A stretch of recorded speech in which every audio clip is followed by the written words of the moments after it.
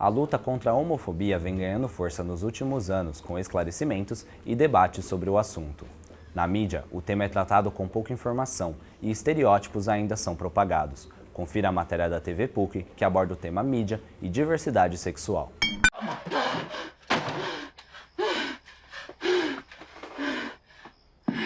Eu nunca gostei de você, papi. Desde que eu era um menino! E o papi e a mami chegaram dizendo: filho, você vai ter uma irmãzinha. Desde então eu sei. A mídia é o reflexo da sociedade e ela demonstra, assim, preponderantemente, ela propaga, né, normas engessantes de gênero, normas engessantes no que diz respeito à sexualidade. A impressão que eu tenho é que alguns deles são estereotipados, porque se você analisar o mundo homossexual, o mundo gay, existe um degradê de possibilidades muito grande. Mas eu penso que é importante que se mostre personagens gays nas novelas, que é uma coisa que até alguns anos atrás não acontecia. Evidente que existem setores da mídia interessados ou de alguma forma propensos ao conservadorismo, mas também existe muitas e múltiplas formas de penetração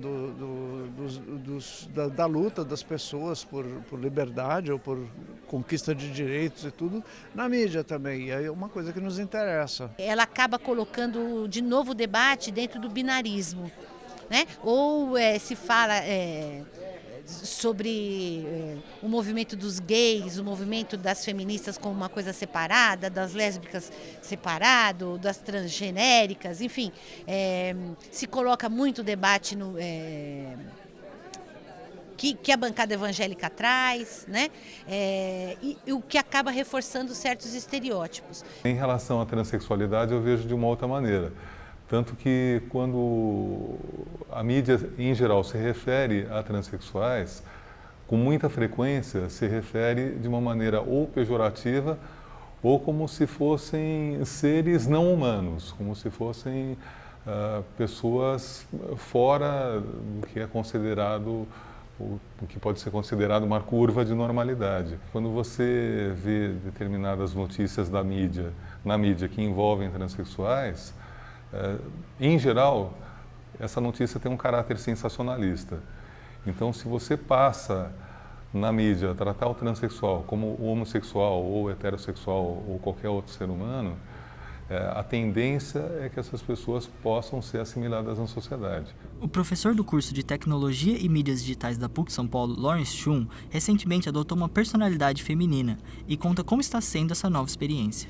Eu criei uma persona que é uma versão feminina minha, uma versão dilatada minha, chamada Audrey Lia, e também é uma persona em que eu me permito dar vida a essa expressão da feminilidade que eu acho muito divertido e muito prazerosa para mim.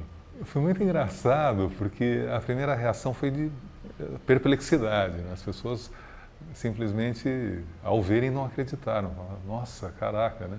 Eu acredito que no meu caso específico, a aceitação foi muito tranquila, porque quando eu me descaracterizo e volto a ser o Lawrence, as pessoas passam a me reconhecer como sempre reconheceram.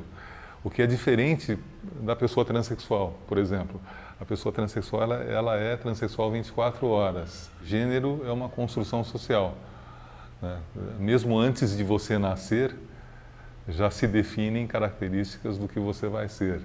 Então, os pais da criança que vai nascer, digamos, daqui a 1 mês ou 2 meses, já montam um enxoval ali de tal maneira que, se for menino, as roupinhas serão todas azuis, se for menina, as roupinhas serão todas rosas e assim por diante. Porque se confunde muito uma coisa com outra, né?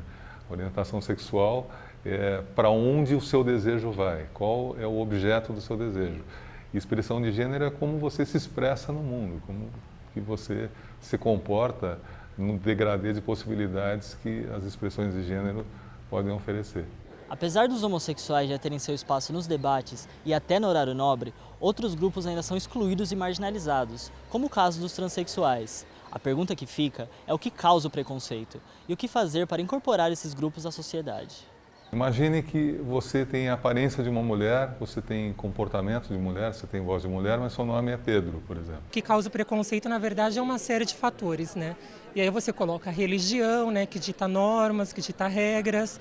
Você coloca o fato de que a gente está dentro de uma sociedade ainda hoje muito pouco escolarizada, né? A questão das transgeneridades, que é muito deixada para escanteio, invisibilizada, marginalizada, secundarizada.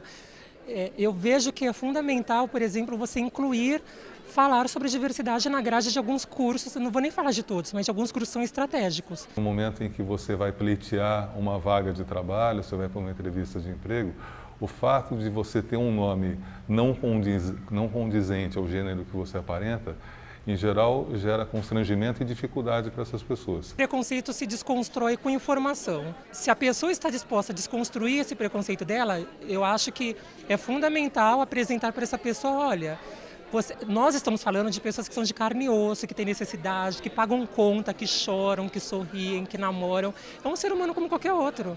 Então, a partir do momento que você humaniza essa população multidiversa de gênero e de sexualidade, você contribui para que esse preconceito diminua. Digo que o preconceito diminua da noite para o dia, mas que muita gente que antes não pensava nisso, parou para pensar e se colocou no debate, tipo, sou mesmo homofóbico ou não sou, nossa, eu nunca tinha pensado que isso não tem nada a ver.